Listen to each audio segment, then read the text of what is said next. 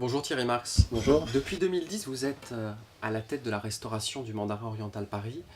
Et en 2012, votre restaurant Le Sur-Mesure par Thierry Marx reçoit 2 étoiles au guide Michelin.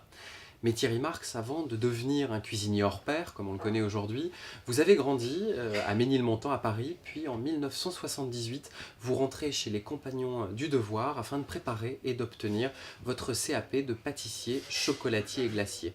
À 18 ans, vous quittez finalement Paris pour vous engager dans l'armée comme parachutiste dans l'infanterie de marine.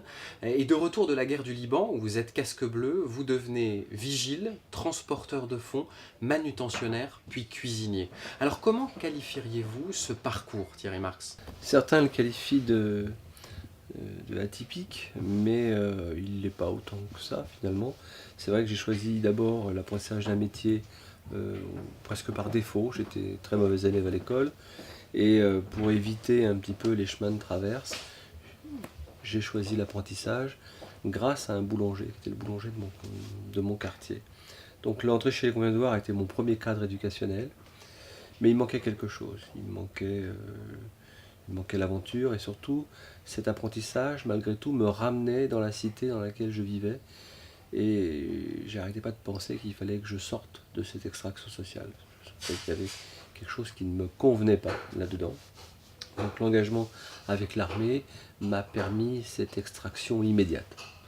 C'est-à-dire que l'engagement fait, 3 mois après, j'avais quitté ma région et puis une année après, j'avais quitté la France.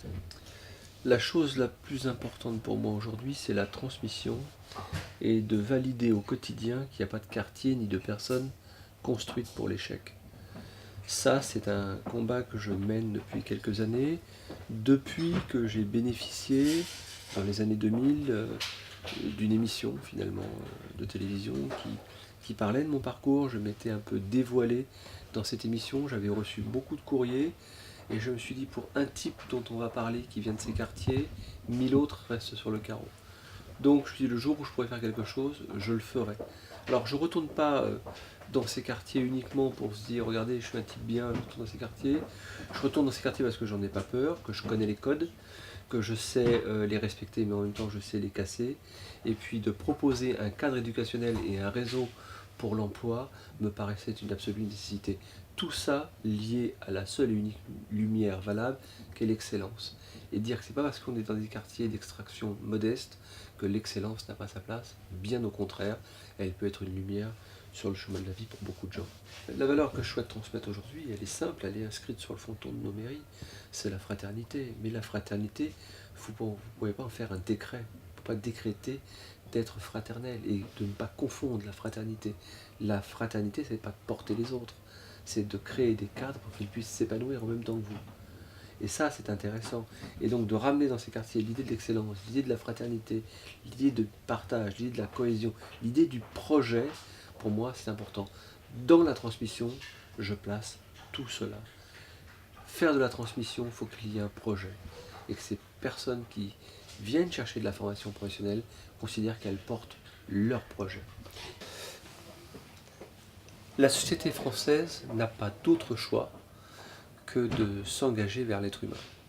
Si on continue avec la frustration, si on continue avec les inégalités, si on continue à faire en sorte qu'il y ait de moins en moins de gens qui s'épanouissent dans cette société, alors là on va créer des fractures qui vont être des fractures dures, des fractures sociales difficiles et des combats à mener qui vont être fratricides. Le 21e siècle sera le siècle de l'humain ou ne ce sera pas.